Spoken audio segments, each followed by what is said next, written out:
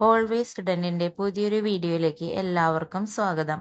ഇന്നത്തെ വീഡിയോയിൽ നമ്മൾ ഡിസ്കസ് ചെയ്യാനായിട്ട് പോകുന്നത് ഖാദി ബോർഡ് LDC 2024 എക്സാമിൻ്റെ പ്രൊവിഷണൽ ആൻസർ കീയുടെ വിശദമായിട്ടുള്ള ഒരു അനാലിസിസ് ആണ്. ഈ അടുത്തിടെ നടന്ന LDC ട്രിവാൻഡ്രം എക്സാമിനും ഖാദി ബോർഡ് LDCയുടെ എക്സാമിനും ഉണ്ടായിരുന്ന ക്വസ്റ്റ്യൻസ് ഒക്കെ ഏകദേശം സിമിലർ ആയിട്ടുള്ള ഒരു ടൈപ്പിലാണ് വരുന്നത്. കുറേ സ്റ്റേറ്റ്മെന്റ്സ് ക്വസ്റ്റ്യൻസും അതുപോലെ തന്നെ കറണ്ട് അഫയേഴ്സും ഫാക്റ്റും ആയിട്ട് മിക്സ് ആയിട്ടുള്ള ക്വസ്റ്റ്യൻസ് ഒക്കെ ധാരാളം ഉണ്ടായിരുന്നു. അപ്പൊ ഈ ഒരു മോഡൽ നോക്കി ക്വസ്റ്റ്യൻസിന്റെ ഒരു രീതി മനസ്സിലാക്കി നമ്മുടെ പഠനം ആ രീതിയിൽ ക്രമീകരിക്കുക എന്നുള്ളതാണ് ഇനി LDC എഴുതാൻ പോകുന്നവർക്ക് ഏറ്റവും അനുയോജ്യമായിട്ടുള്ള ഒരു രീതി. അപ്പൊ നമുക്ക് ഈ ഒരു വീഡിയോയിൽ ആദ്യത്തെ കുറച്ച് ക്വസ്റ്റ്യൻസ് ഈ ഒരു എക്സാമിന്റെ ക്വസ്റ്റ്യൻ പേപ്പറിൽ നമുക്ക് ഡിസ്കസ് ചെയ്യാം.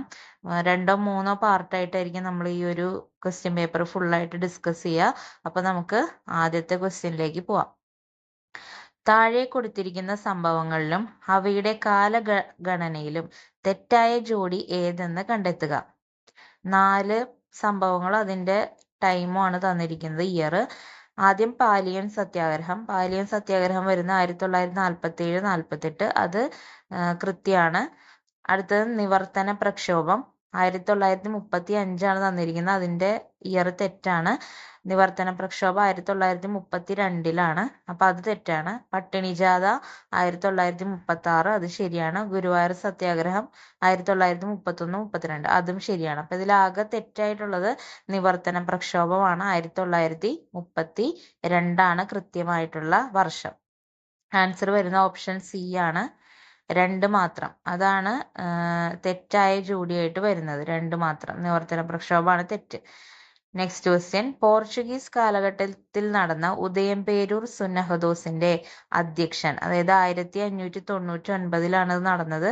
അതിന്റെ അധ്യക്ഷൻ ആരായിരുന്നു എന്നാണ് ചോദ്യം. ആൻസർ ഓപ്ഷൻ ബി ആണ്, bishop Alexis de Menezes.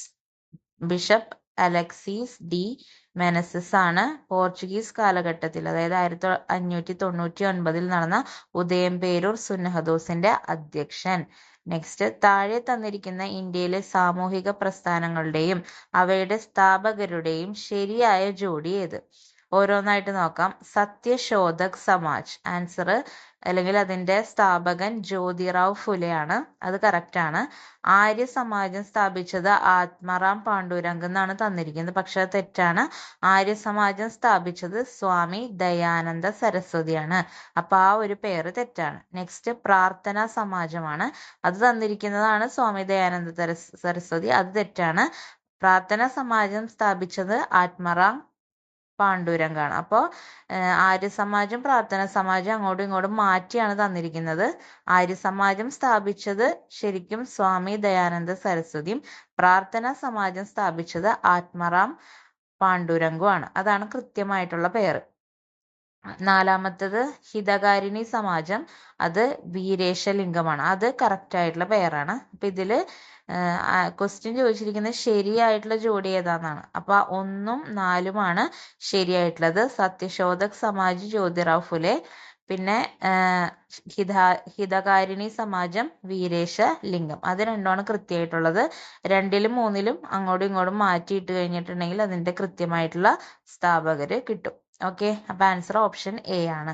Next. Indian സ്വാതന്ത്ര്യ സമരവുമായി ബന്ധപ്പെട്ട് പിൻതീയതി വെച്ച ചെക്ക് എന്ന് ഗാന്ധിജി വിശേഷിപ്പിച്ചത് ഏത് സംഭവത്തെയാണ് എന്നാണ് ചോദ്യം. ആൻസർ ഓപ്ഷൻ ഡി ആണ്, ക്രിപ്സ് മിഷൻ. അതായത് ഗാന്ധിജി പിൻതീയതി വെച്ച ചെക്ക് എന്ന് വിശേഷിപ്പിച്ചത് ക്രിപ്സ് മിഷനെയാണ്. നെക്സ്റ്റ്. ജർമ്മൻ ഏകാധിപതിയായിരുന്ന അഡോൾഫ് ഹിറ്റ്ലറുടെ രഹസ്യ പോലീസ് അറിയപ്പെട്ടിരുന്നത് ഏത് പേരിലാണ്? ആൻസർ ഓപ്ഷൻ ഡി ആണ്, ഗസ്റ്റപ്പോ. ഗസ്റ്റപ്പോ എന്ന പേരിലാണ് ജർമ്മൻ ഏകാധിപതിയായിരുന്ന അഡോൾഫ് ഹിറ്റ്ലറുടെ രഹസ്യ പോലീസ് അറിയപ്പെട്ടിരുന്നത്. നെക്സ്റ്റ്. അന്താരാഷ്ട്ര ക്രിക്കറ്റ് കൗൺസിലിന്റെ ICC നേതൃത്വത്തിൽ 2024 T20 ക്രിക്കറ്റ് ലോകകപ്പിന് ആതിഥേയത്വം വഹിക്കുന്ന രാജ്യങ്ങൾ, ശരിയായത് ഏതാണ് കണ്ടെത്തണം. ആൻസർ വരുന്നത് അമേരിക്ക, വെസ്റ്റ് ഇൻഡീസ്.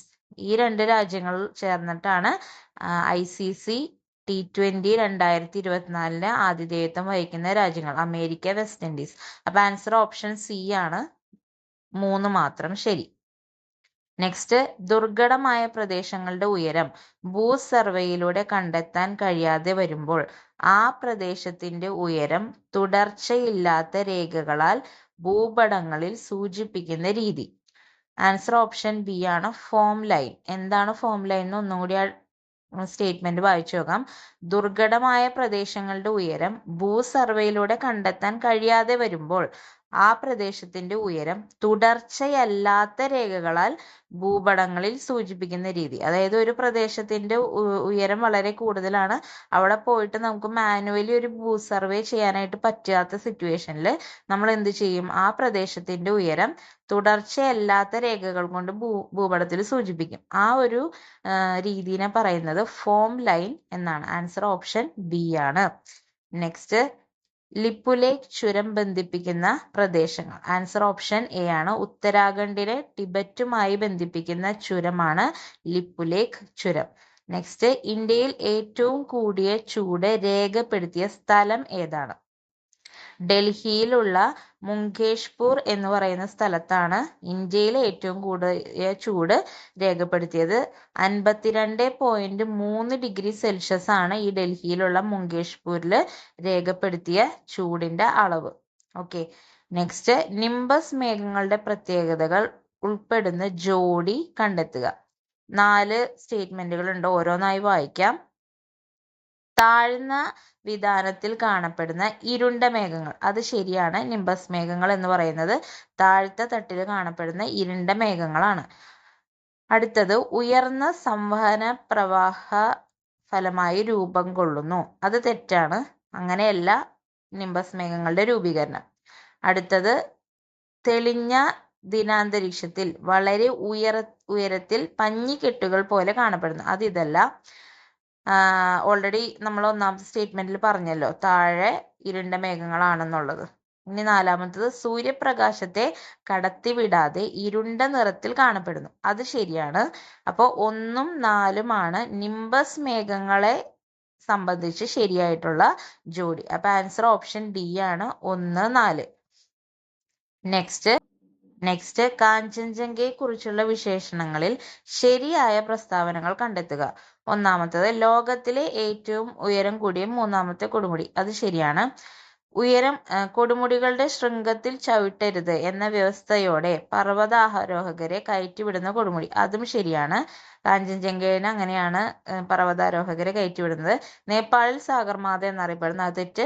ലോകത്തിലെ ഏറ്റവും അപകടകാരിയായ പർവ്വതനിര, അതും തെറ്റാണ്. അപ്പോൾ ഇതിൽ കാഞ്ചൻജംഗയെ കുറിച്ചുള്ള ശരിയായ പ്രസ്താവന 1ഉം 2ഉമാണ്. അതായത് ലോകത്തിലെ ഏറ്റവും ഉയരം കൂടിയ 3-മത്തെ കൊടുമുടി, കൊടുമുടികളുടെ ശൃംഗത്തിൽ ചവിട്ടരുത് എന്ന വ്യവസ്ഥയോടെ പർവ്വതാരോഹകരെ കയറ്റിവിടുന്ന കൊടുമുടിയാണ് കാഞ്ചൻജംഗ.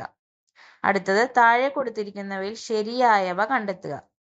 അതായത് ഡാം തന്നിട്ടുണ്ട്, അത് സ്ഥിതി ചെയ്യുന്ന സംസ്ഥാനം തന്നിട്ടുണ്ട്, അത് ബിൽഡ് ചെയ്തിരിക്കുന്ന നദി ഏതാണെന്ന് തന്നിട്ടുണ്ട്. ഓരോന്നായിട്ട് നോക്കാം. ആദ്യത്തെ ദുൽഹസ്തി ഡാം, അത് ഹിമാചൽ പ്രദേശിലാണ്. ഹിമാചൽ പ്രദേശിൽ ആണെന്നാണ് അവർ പറയുന്നത്. നദി ചിനാബ് നദി എന്നാണ്. പക്ഷെ ദുൽഹസ്തി ഡാം എന്ന് പറയുന്നത് ജമ്മു കാശ്മീരിലാണ് സ്ഥിതി ചെയ്യുന്നത്. നദി ചിനാബ് തന്നെയാണ്, പക്ഷെ സംസ്ഥാനം വരുന്നത് ജമ്മു കാശ്മീരാണ്. അപ്പൊ അത് തെറ്റാണ്. അടുത്തത് അലമാട്ടി ഡാം, അത് കർണാടക സംസ്ഥാനത്തിലെ കൃഷ്ണ നദിക്ക് കുറുകെയാണ് നിർമ്മിച്ചിരിക്കുന്നത്, അത് ശരിയാണ്. അലമാട്ടി ഡാം കർണാടക കൃഷ്ണ നദിക്ക് കുറുകെ, ശരിയാണ്. അടുത്തത് സർദാർ സരോവർ, അത് ഇതിൽ രേഖപ്പെടുത്തിയിരിക്കുന്നത് രാജസ്ഥാനിലെ താപ്തി നദിക്ക് കുറുകെയാണ്. പക്ഷെ ഗുജറാത്തില് നർമ്മദ നദിക്ക് കുറുകെയാണ് സർദാർ സരോവർ ഡാം നിർമ്മിച്ചിരിക്കുന്നത്. അപ്പൊ സർദാർ സരോവർ ഡാം ഗുജറാത്തിലെ നർമ്മദ നദിക്ക് കുറുകെയാണ് നിർമ്മിച്ചിരിക്കുന്നത്. അപ്പൊ ആ ഒരു സി എന്ന് പറഞ്ഞ ഓപ്ഷൻ തെറ്റാണ്. അടുത്ത ശ്രീശൈലം ആണ്. ശ്രീശൈലം ഡാം വരുന്നത് ആന്ധ്രാപ്രദേശിലാണ്, അത് ശരിയാണ്. പക്ഷെ ഗോദാവരി നദിക്ക് കുറുകെയല്ല, കൃഷ്ണ നദിക്ക് കുറുകെയാണ് ഏത് വരുന്നത്? ശ്രീശൈലം ഡാം വരുന്നത്. അപ്പൊ നേരത്തെ നമ്മൾ പറഞ്ഞ അലമാട്ടി ഡാമും കൃഷ്ണ നദിക്ക് കുറുകെയാണ്. പക്ഷെ അലമാട്ടി ഡാം കർണാടക സംസ്ഥാനത്തില് കൃഷ്ണ നദിക്ക് കുറുകെയും ശ്രീശൈലം ഡാം ആന്ധ്രാപ്രദേശില് കൃഷ്ണ നദിക്ക് കുറുകെയുമാണെന്ന് ഓർത്തിരിക്കുക. പിന്നെ സർദാർ സരോവർ എവിടെയാണ്? ഗുജറാത്തിലെ നർമ്മദ നദിക്ക് കുറുകെയാണ്. ദുൽഹസ്തി ഡാം ആണെങ്കിൽ ജമ്മു കാശ്മീരില് ചിനാബ് നദിക്ക് കുറുകെ ആണെന്നുള്ളത് ഓർത്തിരിക്കുക. അപ്പൊ ഇത്രയാണ് ഈ ഒരു ക്വസ്റ്റ്യനിലുള്ള കാര്യങ്ങൾ. അപ്പൊ ആൻസർ ഓപ്ഷൻ ബി ആണ് ശരിയായിട്ടുള്ളത്. കൃഷ്ണ നദിയില് കർണാടക സംസ്ഥാനത്തിലാണ് അലമാട്ടി ഡാം സ്ഥിതി ചെയ്യുന്നത്. നെക്സ്റ്റ്, ഇന്ത്യൻ കാർഷികോൽപ്പന്ന കയറ്റുമതിയിൽ ആദ്യ 3 സ്ഥാനത്ത് നിൽക്കുന്ന കാർഷിക വിളകൾ താഴെ തന്നിരിക്കുന്നു. ശരിയായ ക്രമത്തിലുള്ളത് കണ്ടെത്തുക. കയറ്റുമതി, അതായത് കാർഷികോൽപ്പന്നങ്ങളുടെ കയറ്റുമതിയിൽ ആദ്യത്തെ 3 സ്ഥാനങ്ങളിൽ ഏതൊക്കെയാണെന്നാണ് കൃത്യമായിട്ട് പറയേണ്ടത്. ആൻസർ ഓപ്ഷൻ ബി ആണ്. ഏറ്റവും കൂടുതൽ കയറ്റുമതി ചെയ്യുന്നത് സമുദ്രോൽപ്പന്നങ്ങളാണ്. അതിനുശേഷം ബസ്മതി ഒഴികെയുള്ള അരിയാണ്. അതിനുശേഷം പഞ്ചസാര. അപ്പോൾ കാർഷികോൽപ്പന്ന കയറ്റുമതിയിൽ ആദ്യത്തെ 3 സ്ഥാനങ്ങൾ ഏതിനൊക്കെയാണ്? സമുദ്രോൽപ്പന്നങ്ങൾ, ബസ്മതി ഒഴികെയുള്ള അരി, പഞ്ചസാര. ഇതാണ് correct order. Answer option B ആണ്. നെക്സ്റ്റ്, 1991 സാമ്പത്തിക നയത്തിന്റെ ഭാഗമായി ധനകാര്യ മേഖലയിൽ നടപ്പിലാക്കിയ പരിഷ്കരണങ്ങളെ കുറിച്ചുള്ള പ്രസ്താവനകൾ നൽകിയിരിക്കുന്നു. ഇവയെക്കുറിച്ചുള്ള ശരിയായ ഓപ്ഷൻ കണ്ടെത്തി എഴുതുക. അതായത് 1991 സാമ്പത്തിക നയം ഇന്ത്യയിൽ പ്രഖ്യാപിച്ചിരുന്നു. അതിന്റെ ഭാഗമായിട്ട് ധനകാര്യ മേഖലയിൽ പല പരിഷ്കരണങ്ങളും കൊണ്ടുവന്നു. അതുമായി ബന്ധപ്പെട്ട 3 പ്രസ്താവനകളുണ്ട്. അത് ശരിയായിട്ടുള്ള ഓപ്ഷൻ നോക്കി കണ്ടുപിടിക്കണം. നോക്കാം. ആദ്യത്തെ പ്രസ്താവന, RBIയെ ഒരു നിയന്ത്രക സ്ഥാപനം എന്നതിൽ നിന്നും സഹായക സ്ഥാപനമാക്കി മാറ്റുക. അത് ശരിയാണ്. അടുത്തത്, സ്വകാര്യ ബാങ്കുകൾ സ്ഥാപിക്കുന്നതിന് അനുമതി നൽകി. അതും ശരിയാണ്. ബാങ്കുകളിലെ വിദേശ നിക്ഷേപ പരിധി 75% ഉയർത്തി. അതും ശരിയാണ്. അപ്പൊ ആൻസർ ഓപ്ഷൻ ഡി ആണ്. പ്രസ്താവനകൾ 1, 2, 3 ശരി. നെക്സ്റ്റ്, നീതി ആയോഗിന്റെ 4ാം വട്ട വാർഷിക ആരോഗ്യ സൂചികയിലെ റഫറൻസ് വർഷം 2019-20 റാങ്ക് അനുസരിച്ച് വലിയ സംസ്ഥാനങ്ങൾക്കിടയിലെ ആകെ പ്രകടനത്തിൽ ഏറ്റവും മുന്നിൽ നിൽക്കുന്ന 4 സംസ്ഥാനങ്ങൾ നൽകിയിരിക്കുന്നു. ആരോഹണ ക്രമത്തിൽ ശരിയായി തിരഞ്ഞെടുക്കുക. അതായത് നീതി ആയോഗ് എല്ലാ വർഷവും എന്ത് ചെയ്യും? വാർഷിക ആരോഗ്യ സൂചിക പ്രസിദ്ധീകരിക്കും. അത് 2019-20 ബേസ് ഇയർ അല്ലെങ്കിൽ റെഫറൻസ് ഇയർ ആക്കി വെച്ചുകൊണ്ടാണ് അത് പ്രസിദ്ധീകരിക്കുക.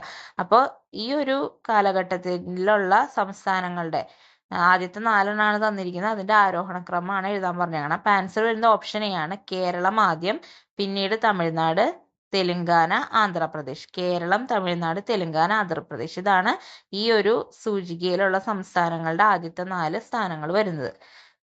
നെക്സ്റ്റ്, 2ാം പഞ്ചവത്സര പദ്ധതിയുമായി ബന്ധപ്പെട്ട് താഴെ നൽകിയിരിക്കുന്നതിൽ ശരിയല്ലാത്ത വസ്തുത ഏതാണെന്നാണ് ചോദ്യം.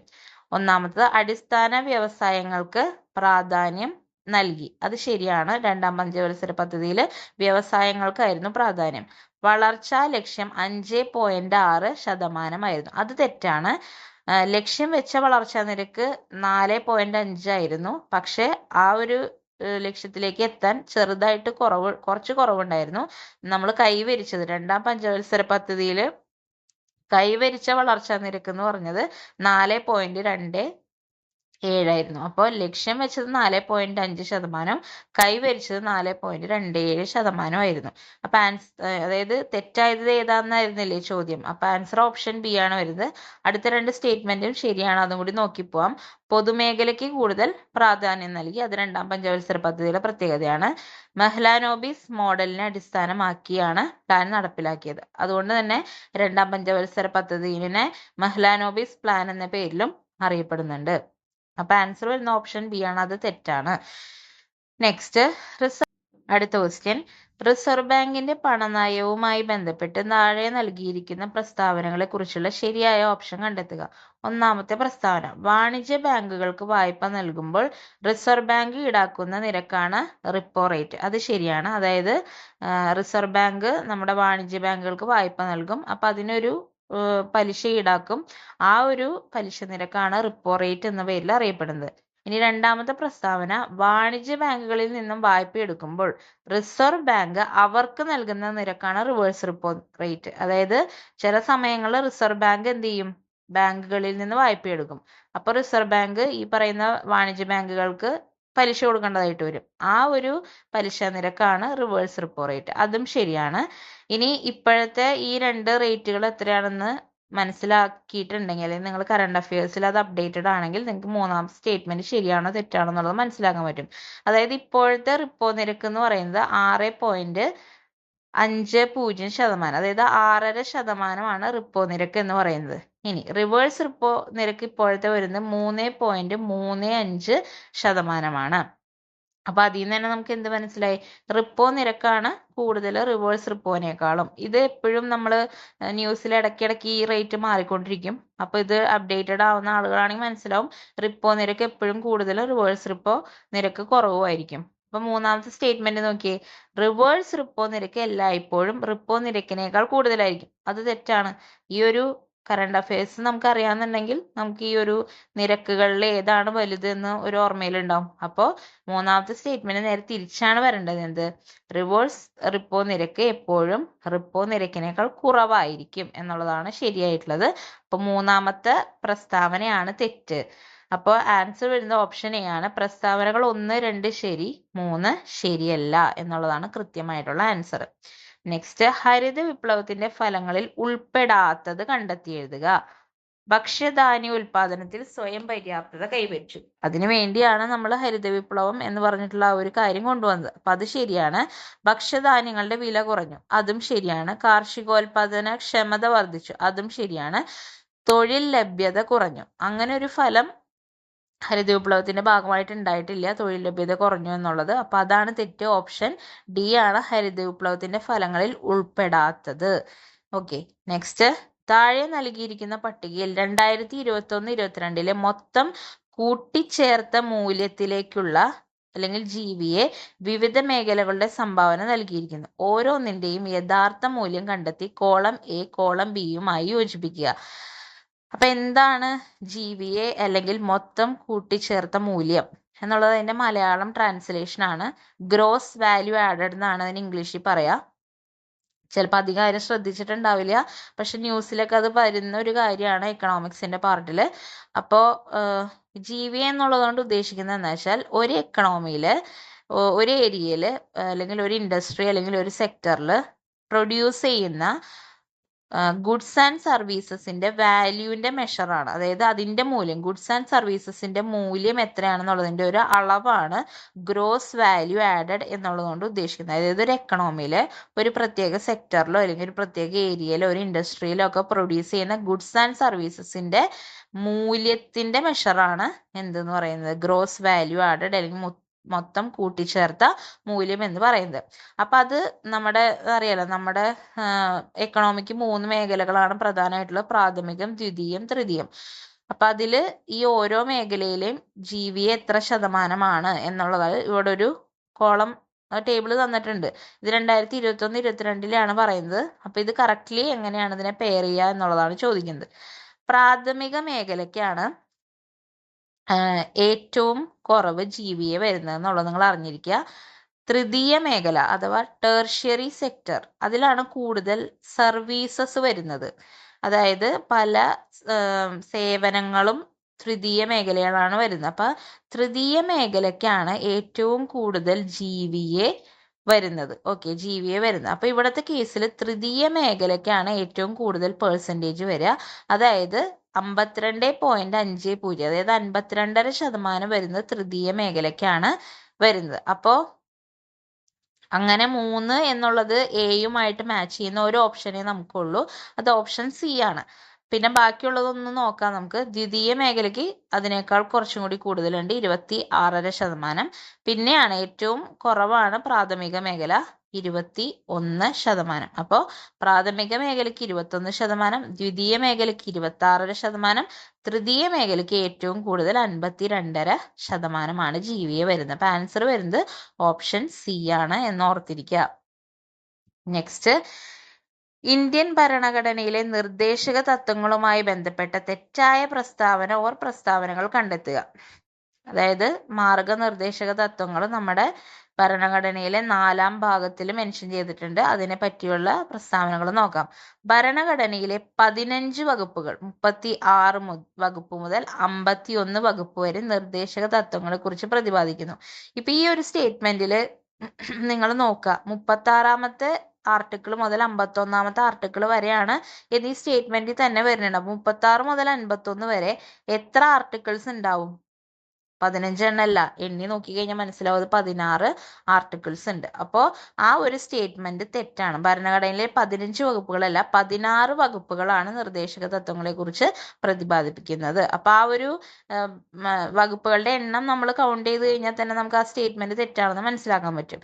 അപ്പൊ അത് തെറ്റാണ്. നിർദ്ദേശക തത്വത്തിന്റെ ആശയം കടമെടുത്ത ഐറിഷ് ഭരണഘടനയിൽ നിന്നുമാണ്. അത് ശരിയാണ്. അപ്പൊ നിങ്ങളിപ്പോ ഇവിടെ ശ്രദ്ധിക്കേണ്ടത് നമ്മുടെ ഭരണഘടനയിലെ പല ആശയങ്ങളും വേറെ പല രാജ്യങ്ങളിൽ നിന്ന് കടമെടുത്തതാണ്.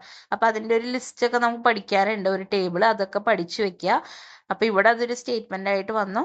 ഈ ഒരു കാര്യം ശരിയാണ്. ഐറിഷ് ഭരണഘടനയിൽ നിന്നാണ് മാർഗനിർദ്ദേശക തത്വങ്ങൾ നമ്മൾ കടമെടുത്തത്. നെക്സ്റ്റ്, നിർദ്ദേശക തത്വത്തിലെ വകുപ്പ് 45 രാജ്യത്ത് നടപ്പിലാക്കി. അത് കുട്ടികൾക്കുള്ള പ്രാഥമിക വിദ്യാഭ്യാസം, അവരുടെ ബാലപരിചരണം അതൊക്കെ ചെയ്യണമെന്നുള്ളതാണ് ആർട്ടിക്കിൾ 45. അത് നമ്മുടെ രാജ്യത്ത് നടപ്പിലാക്കിയിട്ടുണ്ട്. അത് ശരിയാണ്. അടുത്ത സ്റ്റേറ്റ്മെന്റ് വരുന്നത് നിർദ്ദേശക തത്വങ്ങൾ ന്യായവാദങ്ങൾ അല്ല എന്നുള്ളതാണ്. അതായത് ന്യായവാദങ്ങൾ എന്ന് ഉദ്ദേശിക്കുന്നത് ജസ്റ്റീഷ്യബിൾ ആണോ അല്ലയോ എന്നുള്ളതാണ്. അതുകൊണ്ട് ഉദ്ദേശിക്കുന്നത് എന്താ വെച്ച് കഴിഞ്ഞിട്ടുണ്ടെങ്കിൽ, നമുക്കിപ്പോൾ ഈ ഒരു ആർട്ടിക്കിളിൽ പറയുന്ന കാര്യം നമ്മുടെ ഗവൺമെന്റ് നമുക്ക് തന്നില്ല എന്നുണ്ടെങ്കിൽ നമുക്ക് കോടതിയെ സമീപിക്കാൻ പറ്റുന്ന ഒരു കാര്യത്തിനാണ് ജസ്റ്റീഷ്യബിൾ ഇൻ നേച്ചർ എന്ന് നമ്മൾ പറയുക ഒരു ആർട്ടിക്കിൾ. പക്ഷേ ഈ മാർഗനിർദ്ദേശക തത്വങ്ങൾ എന്ന് പറയുന്നത് ജസ്റ്റീഷ്യബിൾ അല്ല. എന്ന് വെച്ച് കഴിഞ്ഞാൽ നമുക്കിപ്പോൾ ഈ മാർഗനിർദ്ദേശങ്ങളിൽ പറഞ്ഞിരിക്കുന്ന ഏതെങ്കിലും ആർട്ടിക്കിളിലെ കാര്യങ്ങൾ നമ്മുടെ ഗവൺമെന്റ് നമുക്ക് തന്നില്ല എന്നുണ്ടെങ്കിൽ അത് നടപ്പിലാക്കി തരാൻ നമുക്കൊരു കോടതിനെ സമീപിക്കാനായിട്ട് പറ്റില്ല. പക്ഷെ മൗലിക അവകാശങ്ങൾ അഥവാ ഫണ്ടമെന്റൽ റൈറ്റ്സ് അങ്ങനെയല്ല, അത് ജസ്റ്റീഷ്യബിൾ ആണ്, അല്ലെങ്കിൽ ന്യായവാദങ്ങൾ ആണ്. എന്ന് വെച്ച് കഴിഞ്ഞാൽ നമുക്ക് ഈ പറയുന്ന ഫണ്ടമെന്റൽ റൈറ്റ്സിൽ ഏതെങ്കിലും ഒരു കാര്യം നമുക്ക് നമ്മുടെ ഗവൺമെന്റ് നടപ്പിലാക്കി തന്നില്ല എന്നുണ്ടെങ്കിൽ അത് നടപ്പിലാക്കി തരാൻ ആരെ സമീപിക്കാം? നമുക്ക് കോടതിയെ സമീപിക്കാം. അതായത് നേരിട്ട് സുപ്രീം കോടതിനെ വരെ സമീപിക്കാം എന്നുള്ളതാണ് അതിന്റെ പ്രത്യേകത. പക്ഷെ മാർഗനിർദ്ദേശക തത്വങ്ങൾ ന്യായവാദങ്ങൾ അഥവാ ജസ്റ്റീഷ്യബിൾ അല്ല. പക്ഷെ ഫണ്ടമെന്റൽ റൈറ്റ്സ് അഥവാ മൗലികാവകാശങ്ങൾ ജസ്റ്റീഷ്യബിൾ ആണ് എന്ന് ഓർത്തിരിക്കുക. അപ്പൊ ഇവിടുത്തെ ആൻസർ വരുന്നത് ഓപ്ഷൻ എ ആണ്. ഒന്നാണ് തെറ്റായിട്ടുള്ള പ്രസ്താവന എന്ന് പറയുന്നത്. ഓക്കെ, നെക്സ്റ്റ്, താഴെ തന്നിരിക്കുന്നവയിൽ ശരിയായ പ്രസ്താവന ഏത്? ഓരോന്നായി നോക്കാം. രാഷ്ട്രപതി പാർലമെന്റിലെ അംഗമാണ്. തെറ്റാണ്. രാഷ്ട്രപതി എന്ന് പറയുന്നത് പാർലമെന്റിന്റെ ഒരു ഭാഗമാണ്. അതായത് രാഷ്ട്രപതിയും കൂടി ചേർന്ന ഒരു സെറ്റപ്പാണ് പാർലമെന്റ്. അതായത് ലോകസഭ, രാജ്യസഭ, രാഷ്ട്രപതി, ഇത് മൂന്നും കൂടി ചേർന്നതാണ് പാർലമെന്റ് എന്നുള്ളത് കൊണ്ട് ഉദ്ദേശിക്കുന്നത്. അപ്പോൾ രാഷ്ട്രപതി എന്ന് പറയുന്നത് പാർലമെന്റിലെ ഒരു അംഗം എന്നുള്ള രീതിയിൽ പറയാൻ പറ്റില്ല. നെക്സ്റ്റ്, ഉപരാഷ്ട്രപതി പാർലമെന്റിലെ അംഗമാണ്. അദ്ദേഹം പാർലമെന്റിലെ അംഗമാണ്. കാരണം രാജ്യസഭയുടെ ചെയർമാനായിട്ട് വരുന്നത് ആരാണ്? ഉപരാഷ്ട്രപതിയാണ്. അപ്പൊ അതുകൊണ്ട് തന്നെ അദ്ദേഹം പാർലമെന്റിലെ ഒരു അംഗമായിട്ട് കണക്കാക്കാം. നെക്സ്റ്റ്, ലോകസഭാ സ്പീക്കർക്ക് വീറ്റോ അധികാരമുണ്ട്? ഇല്ല. നമ്മുടെ ലോകസഭാ സ്പീക്കർക്ക് വീറ്റോ അധികാരം ഇല്ല. നമ്മുടെ പ്രസിഡന്റിനുണ്ട്, രാഷ്ട്രപതിക്ക് ഉണ്ട്, പക്ഷെ ലോകസഭാ സ്പീക്കർക്ക് വീറ്റോ അധികാരങ്ങളൊന്നുമില്ല. ഉപരാഷ്ട്രപതിയാകാൻ 30 വയസ്സ് പൂർത്തിയാക്കിയിരിക്കണം. തെറ്റാണ്. 35 വയസ്സ് വേണം ഉപരാഷ്ട്രപതിയാകാൻ. മിനിമം ഏജ് 35 വയസ്സാണ്. അപ്പൊ ഇതില് താഴെ തന്നിരിക്കുന്നതിൽ ശരി ഏത് എന്നാണ് ചോദിക്കുന്നത്. അപ്പൊ ആൻസർ വരുന്നത് ഓപ്ഷൻ ബി ആണ്, 2. അതായത്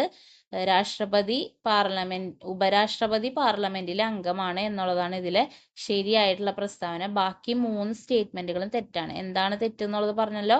രാഷ്ട്രപതി പാർലമെന്റിലെ അംഗം അല്ല. രാഷ്ട്രപതിയും കൂടി ചേർന്നതാണ് പാർലമെന്റ്. ലോകസഭാ സ്പീക്കർക്ക് വീറ്റോ അധികാരങ്ങളില്ല. ഉപരാഷ്ട്രപതിയാകാൻ 35 വയസ്സ് പൂർത്തിയാക്കിയിരിക്കണം. അപ്പൊ അതാണ് ആ ശരിയായിട്ടുള്ള പ്രസ്താവനകൾ. ആ രീതിയിലാണ് വരേണ്ടിയിരുന്നത്. തെറ്റുള്ളത് രണ്ടാമത്തെ സ്റ്റേറ്റ്മെന്റ്. ശരിയായിട്ടുള്ളത് രണ്ടാമത്തെ സ്റ്റേറ്റ്മെന്റ് ആണ്. ഉപരാഷ്ട്രപതി പാർലമെന്റിലെ അംഗമാണ്. കാരണം അദ്ദേഹം രാജ്യസഭയുടെ ചെയർമാനാണ്. അദ്ദേഹമാണ് രാജ്യസഭയെ നയിക്കുന്നത്. അപ്പൊ അതുകൊണ്ട് അത് ശരിയാണ്. അപ്പൊ ശരിയായിട്ടുള്ളത് രണ്ടാമത്തെ സ്റ്റേറ്റ്മെന്റ് മാത്രമേ ഉള്ളൂ എന്നുള്ളത് മനസ്സിലാക്കുക. നെക്സ്റ്റ്, ഇന്ത്യൻ ഭരണഘടനയിലെ മൗലിക കടമകളെ കുറിച്ച് തന്നിരിക്കുന്ന പ്രസ്താവനകളിൽ തെറ്റായ പ്രസ്താവനകൾ ഏവ? 6 മുതൽ 18 വയസ്സ് വരെ പ്രായമുള്ള കുട്ടികളെ സ്കൂളിൽ അയക്കേണ്ടത് എല്ലാ രക്ഷിതാക്കളുടെയും കടമയാണ്. തെറ്റാണ്. 6 മുതൽ 18 അല്ല, 6 മുതൽ 14 വയസ്സ് വരെയുള്ള കുട്ടികളെയാണ്, ആ ഒരു പ്രായത്തിലുള്ള കുട്ടികളെയാണ് രക്ഷിതാക്കൾ നിർബന്ധമായിട്ടും സ്കൂളിലേക്ക് അയക്കേണ്ടതെന്നാണ് മൗലിക കടമകളിൽ പറയുന്നത്. അപ്പൊ അതാണ് തെറ്റായിട്ടുള്ളത്. പിന്നെ അടുത്തത് പൊതുസ്വത്ത് സംരക്ഷിക്കുക, അക്രമം ഒഴിവാക്കുക. അത് നമ്മുടെ കടമയാണ്. ശാസ്ത്രബോധം മനുഷ്യത്വം വളർത്തിയെടുക്കുക, അത് ശരിയാണ്. ആവശ്യപ്പെടുമ്പോൾ രാജ്യത്തെ സംരക്ഷിക്കുകയും ദേശീയ സേവനങ്ങൾ നൽകുകയും ചെയ്യുക, അതും ശരിയാണ്. അപ്പൊ ആൻസർ വരുന്നത് തെറ്റായത് ഏതെന്നായിരുന്നു ക്വസ്റ്റ്യൻ. അപ്പൊ ആൻസർ ഓപ്ഷൻ സി ആണ്. ഒന്നാണ് തെറ്റ് ഇതാണ്. 6 മുതൽ 14 വയസ്സ് വരെ പ്രായമുള്ള കുട്ടികളെ സ്കൂളിൽ അയക്കേണ്ടത് എല്ലാ രക്ഷിതാക്കളുടെയും കടമയാണെന്നുള്ളതാണ് ആ ഒരു സ്റ്റേറ്റ്മെന്റ് ശരിയായിട്ട് എഴുതുമ്പോൾ വരേണ്ടത്. അടുത്തത് കേന്ദ്ര മന്ത്രിസഭയുമായി ബന്ധപ്പെട്ട ശരിയായ പ്രസ്താവന അല്ലെങ്കിൽ പ്രസ്താവനകൾ ഏവ. ഓരോന്നായി നോക്കാം. ഓരോ വകുപ്പിന്റെയും സ്വതന്ത്ര ചുമതല ലഭിക്കാത്ത മന്ത്രിയാണ് ഉപമന്ത്രിമാർ. അത് ശരിയാണ്. സ്വതന്ത്ര ചുമതലയില്ലാത്ത മന്ത്രിമാരായിരിക്കും ഉപമന്ത്രിമാർ എന്ന് പറയുന്നത്. ഏറ്റവും പ്രധാനപ്പെട്ട വകുപ്പുകളുടെ സ്വതന്ത്ര ചുമതലയുള്ള മന്ത്രിമാരാണ് സഹമന്ത്രിമാർ. ഏറ്റവും പ്രധാനപ്പെട്ട വകുപ്പുകളൊക്കെ നമ്മൾ ക്യാബിനറ്റ് മിനിസ്റ്റേഴ്സിനാണ് കൊടുക്കുക, ക്യാബിനറ്റ് മന്ത്രിമാർക്കാണ് കൊടുക്കുക. അപ്പൊ അത് തെറ്റാണ്. നിർമ്മല സീതാരാമൻ, അമിത്ഷാ തുടങ്ങിയവർ ക്യാബിനറ്റ് മന്ത്രിമാരാണ്. അത് ശരിയാണ്. ഇന്ത്യയിലെ മന്ത്രിമാരിൽ ഏറ്റവും ഉയർന്ന റാങ്കുള്ളവരാണ് സഹമന്ത്രിമാർ. ഇല്ല, ഏറ്റവും ഉയർന്ന റാങ്കുള്ളത് ക്യാബിനറ്റ് മിനിസ്റ്റേഴ്സിനാണ്. അപ്പൊ അതും തെറ്റാണ്. അപ്പൊ ഇതില് ശരിയായ പ്രസ്താവന എന്ന് പറയുന്നത് 1ഉം 3ഉമാണ്. അതായത് ഓരോ വകുപ്പിന്റെയും സ്വതന്ത്ര ചുമതല ലഭിക്കാത്ത മന്ത്രിമാരാണ് ഉപമന്ത്രിമാർ. അത് ശരിയാണ്. നിർമ്മല സീതാരാമൻ, അമിത്ഷാ എന്നിവർ ക്യാബിനറ്റ് മന്ത്രിമാരാണ്. അത് രണ്ടും ആണ് ശരിയായിട്ട് വരുന്നത്. തെറ്റായതിൽ എന്താണ് തെറ്റെന്ന് പറഞ്ഞു. സ്വതന്ത്ര ചുമതലയുള്ള ഏറ്റവും പ്രധാനപ്പെട്ട വകുപ്പുകളുടെ ചുമതല ക്യാബിനറ്റ് മന്ത്രിമാർക്കായിരിക്കും. പിന്നെ ഏറ്റവും ഉയർന്ന റാങ്കും ക്യാബിനറ്റ് മന്ത്രിമാർക്കായിരിക്കും. അപ്പൊ ആൻസർ ഓപ്ഷൻ ഡി ആണ് വരുന്നത്. നെക്സ്റ്റ്, ഇന്ത്യയിലെ ഉപരാഷ്ട്രപതിമാരെ കാലക്രമത്തിൽ എഴുതുക. ഇതിൽ വരുന്ന കറക്റ്റ് ഓർഡർ ഇങ്ങനെയാണ്. ആദ്യം വി ഗിരി, പിന്നെ ആർ വെങ്കിട്ടരാമൻ, പിന്നെ മുഹമ്മദ് ഹമീദ് അൻസാരി, അവസാനം ജഗ്ദീപ് ധൻഖർ. അതായത് ഇപ്പോഴത്തെ നമ്മുടെ ഉപരാഷ്ട്രപതിയാണ് ആര്? ജഗ്ദീപ് ധൻഖർ എന്ന് പറയുന്നത്. അപ്പൊ ആദ്യം V Giri, R Venkataraman, Mohammad Hamid Ansari, Jagdeep Dhankhar. Answer option B ആണ് വരുന്നത്. 1, 2, 4, 3 അതാണ് കൃത്യമായിട്ടുള്ള ഓർഡർ. അടുത്ത ക്വസ്റ്റ്യൻ, ചേരുംപടി ചേർക്കുക. ഓരോ റിട്ടുകളാണ് തന്നിരിക്കുന്നത്, അതിന്റെ മീനിങ്ങും സൈഡിൽ തന്നിട്ടുണ്ട്. ഹേബിയസ് കോർപ്പസ് എന്ന് പറയുന്നത് ശരീരം ഹാജരാക്കുക, അത് ശരിയാണ്. മാൻഡമസ് എന്ന് പറയുന്നത് ഞങ്ങൾ ആജ്ഞാപിക്കൂ എന്നാണ് ആ ഒരു റിട്ടിന്റെ മീനിങ്. അടുത്ത് പ്രൊഹിബിഷൻ എന്ന് പറയുന്നത് നിരോധനം എന്നുള്ളതാണ്. അടുത്തത് ക്വാവാറന്റോ എന്ന് പറയുന്നത് എന്ത് അധികാരത്തിൽ എന്നുള്ളതാണ് മീനിങ്. അപ്പൊ ഇതിന്റെയൊക്കെ ബേസിക് ആയിട്ടുള്ള ഒരു ക്വസ്റ്റ്യൻ ആണ്. ഇതിന്റെയൊക്കെ മീനിങ് നിങ്ങൾ പഠിച്ചിട്ടുണ്ടാവേണ്ടതാണ്. അറിയില്ലെങ്കിൽ നോട്ട് ചെയ്ത് വെക്കുക. അപ്പൊ ഹേബിയസ് കോർപ്പസ് ശരീരം ഹാജരാക്കുക, മാൻഡമസ് എന്ന് പറയുന്നത് ഞങ്ങൾ ആജ്ഞാപിക്കുന്നു, പ്രൊഹിബിഷൻ നിരോധനം, ക്വാവാറന്റോ എന്ത് അധികാരത്തിൽ എന്നുള്ളതാണ്. അപ്പൊ ഇത്രയാണ് നമ്മൾ ഇന്നത്തെ ഈ ഒരു വീഡിയോയിൽ ഡിസ്കസ് ചെയ്യുന്നത്. അപ്പൊ എല്ലാവർക്കും ഈ ഒരു വീഡിയോ ഹെൽപ്ഫുൾ ആയെന്ന് കരുതുന്നു. അപ്പോൾ ഈ ഒരു വീഡിയോ നിങ്ങളുടെ കൂട്ടുകാരിലേക്കൊക്കെ ഒന്ന് ഷെയർ ചെയ്ത് നമ്മുടെ ചാനലിലെ ഒന്ന് സബ്സ്ക്രൈബ് ചെയ്ത് എല്ലാവരും സപ്പോർട്ട് ചെയ്യുക. അടുത്ത ഒരു 2-3 പാർട്ടായിട്ട് നമുക്ക് ഈ ഒരു ക്വസ്റ്റ്യൻ പേപ്പർ ഫുൾ ആയിട്ട് ഡിസ്കസ് ചെയ്യാം. അപ്പൊ എല്ലാവർക്കും താങ്ക്സ് ഫോർ വാച്ചിങ്.